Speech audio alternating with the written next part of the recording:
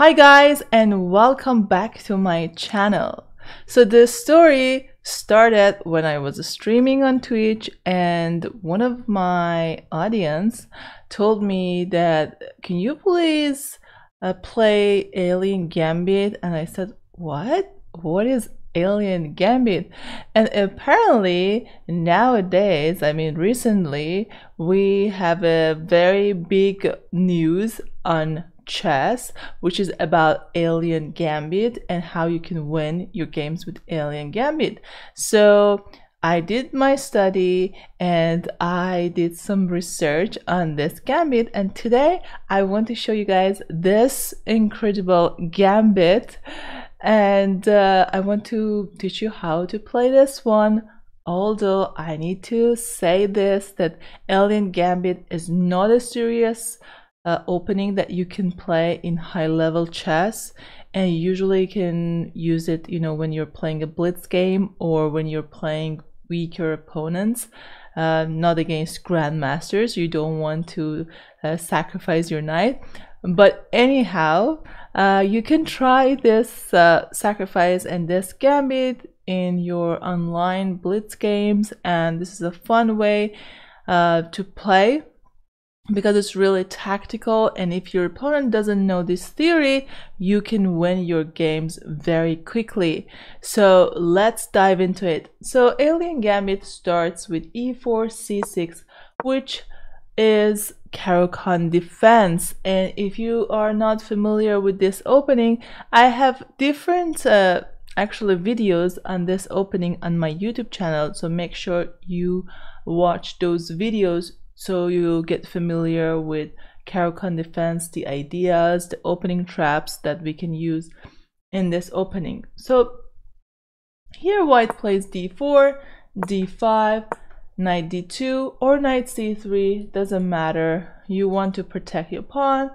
D takes e4, knight takes e4, and knight f6. Okay, this opening called Tartakover, a variation in Caro-Kann defense, which really became a trend, I would say, and a lot of players online play this opening because it's not that hard to learn, and more or less you should study one pawn structure and then you're good to play this line as black. So now if you want to play Alien Gambit, you move your knight to g5. Why? Because you want to prepare for a very nice sacrifice, which is knight takes f7. Now black needs to be careful. Here the best move for black is to play either c5. Sorry. So here black can play c5, or black can play, for example, something like bishop f5, and then followed by e6. So for example, let's say if you play bishop c4, black can play e6 and black protects this pawn. But let's say if black pushes the pawn to h6 in this position, which might be the case in your games. Why? Because if someone sees your knight on g5, he might think, okay, I need to attack this knight. The knight is in my territory and I want to attack it, right? So h6 can be a automatic response, right? Okay, after h6, now you can take the pawn on f7. Yes guys, knight takes f7. And even though this move is kind of like a dubious move, is an inaccuracy, but a lot of people use this trick in their games online and they win their games. So we want to study this line basically. So knight takes f7. This is kind of like a positional sacrifice, or I would say it's like intuitional sacrifice. It means that you're not going to get checkmate or win material immediately, but you're going to have a like long-term attack, and black needs to be really careful. So here you're attacking the rook and the queen, so black has to take your knight on f7. So king takes f7, And then you can play knight f3. So why knight f3? Because your knight is moving towards this square e5 to check the king. And here, black needs to be careful. So black can play knight e7 or c5 here. Let's say if black makes a mistake, black moves the bishop to g4, which looks like a logical move, right? But as you can see, the evaluation bar just moves up quickly. And what does it mean? It means that white is winning here because yes, the knight is pinned, but we can simply move our knight to e5, attacking the king and the bishop, and we're gonna win material. So it means if the king, for example, moves to g8 or e8, doesn't matter, we can simply take the bishop, knight takes, queen takes, and look at this position. We are up a pawn, we gain back our piece, and black is in trouble. Why? Because the king can't castle anymore and white is in a winning position. So bishop g4 in this position is not a good move. Now let's move on and look at this move c5, which is computer suggestion. So I gotta tell you about computer and engine's move. So c5, the idea is to attack this pawn on d4. And now you can check on e5, king g8, and then you can play bishop c4 check. And here black should play e6. If black moves the king to h7, this is not a good move because you can play queen d3 check, g6 here, and here you can simply take the pawn on g6 and checkmate the king. So let's go back and see what happens if the pawn moves to e6, which is the best move. And in this position, white can either protect the pawn by pushing the pawn to c3, or white can castle and try to keep his king safe and get his rook into the game. And in this position, black is better. So black can consolidate his position by moving the knight to c6, because as you know, when we are under attack, it means when the king is weak on g8, black wants to exchange pieces in this position. That's why knight c6 makes sense, and black is in a better shape here. But let's go back and see what happens if black doesn't find the right move. So for example, here, instead of pushing the pawn to c5, if black plays something like bishop f5, we saw this move bishop g4, which was not good, right? So let's look at bishop f5 now. Let's say bishop f5. Now we can check on e5. The king is under attack. King moves to g8. If the king goes to e8, we can play g4 in this position. We are attacking the bishop. Let's say the bishop moves to e4 to attack our rook, right? And now we have an interesting move here, bishop c4. So we want to sacrifice this rook. And if bishop takes here, we have a beautiful checkmate, bishop f7 checkmate. Of course, black doesn't have to take the rook. Here the best move for black is to push the pawn to e6, but after e6 we can either castle or play f3. And here black is slightly better in this position, maybe about equal. So black needs to go back to h7, because if the bishop goes to d5, now we can play queen d3, and if he takes our bishop, now we can check on g6. King goes to e7, we check here, king goes here, knight takes c4 check. Look at this king, the king has to move up, knight e3 check, king takes d4, c3 check, and let's say king e5, we have knight c4 check, king d5, and queen takes b7. And this is a winning position for white.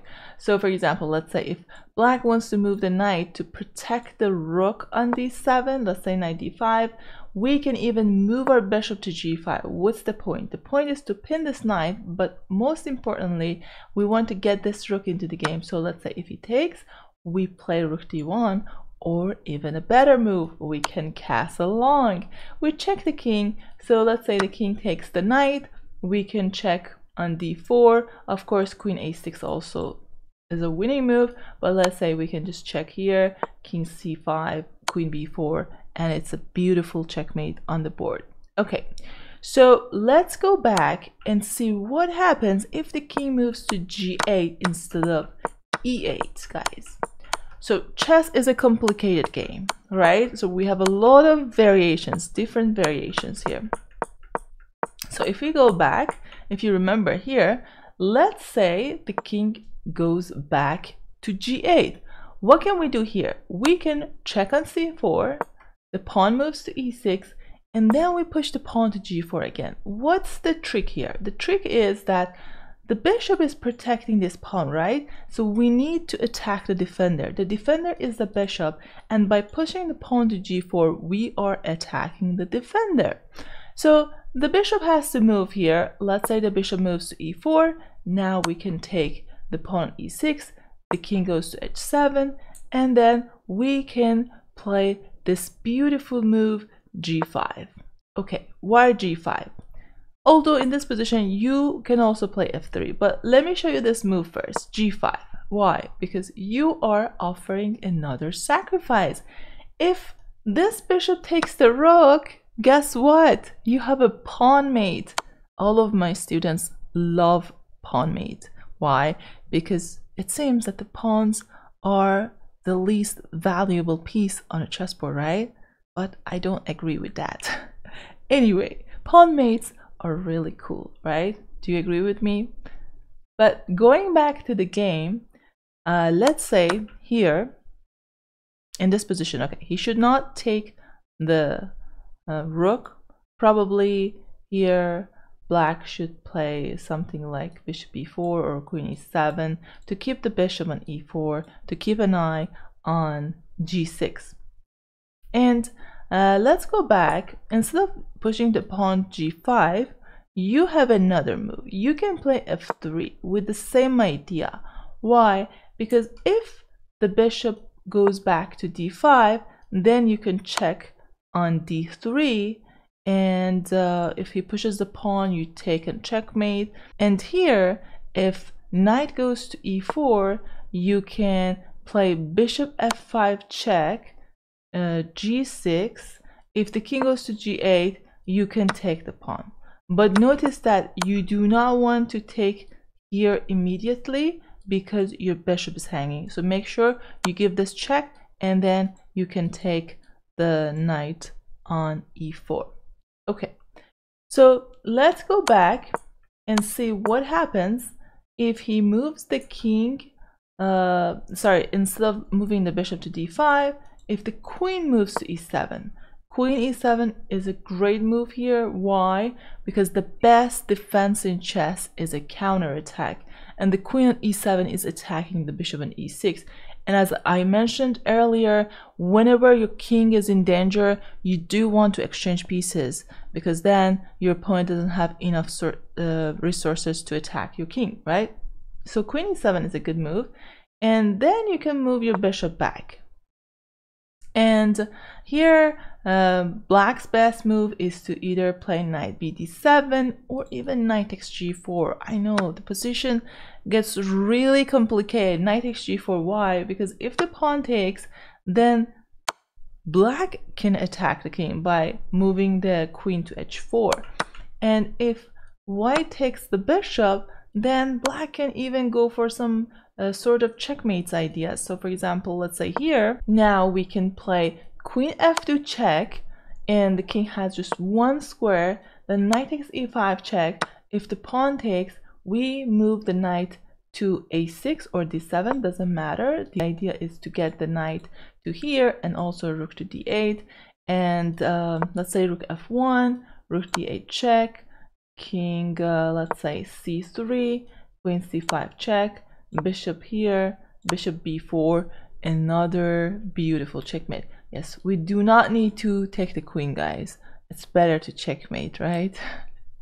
Anyway, so let's go back to the beginning of the game, and see another variation. You remember in this position, instead of bishop f5 and bishop g4, we have another move here, which is e6 or knight d7, which can transpose to each other.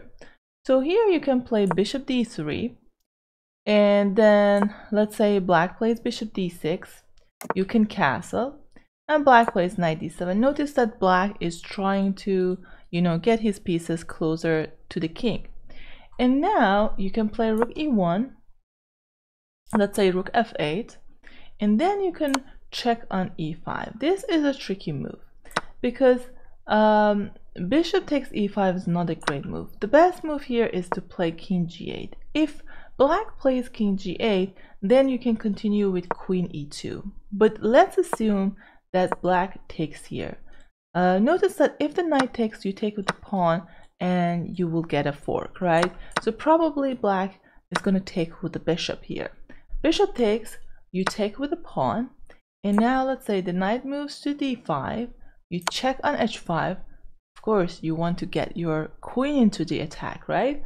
And now king g8. If the king goes to e7 in this position, you can play like different moves, but one of the moves you can play is bishop g6 to just make sure you're cutting off this king. And now you want to check from h4 to checkmate the king, but of course he can block, but then you will get his piece. So bishop g6 is a very nice move. The bishop is a nice outpost, and it restricts the king. Anyway, so let's go back and let's see what happens if the king moves to g8. If the king goes to g8, now you have a brilliant move. I want you guys to pause this video and find the right move for white. This is a typical move, and I'm sure that if you focus in this position, you can find it. What's the move? Yes, the move is bishop takes h6. Bishop takes h6 is a brilliant move. Should I give it a brilliant move? There we go. Bishop takes h6, brilliant move. And the reason is, if the pawn takes, we can check. King goes here, checkmate. Beautiful, right? And if he doesn't take, for example, let's say if the queen goes here to try to exchange the queens, do we want to exchange the queens? Of course not. We are going to move the bishop to g6. We attack the queen moves, we can move the bishop, and we want to checkmate on h7 in this position. Okay, as you know, chess is a complete game. I know that now maybe it's a little bit overwhelming. There are a lot of variations, but I just wanted to show you some of the lines that you can win with Alien Gambit. I hope that you enjoyed this video, and this video hopefully is useful for you guys. But if you like this gambit, and if you want me to make other videos to go deeply into the details of this opening, please let me know in comment section. And also tell me about your experience. Have you ever gotten this position in your games? Have you ever faced Alien Gambit, or maybe used it yourself? What's your experience with Alien Gambit? Thank you very much guys for watching, and I'll see you in the next video. Take care.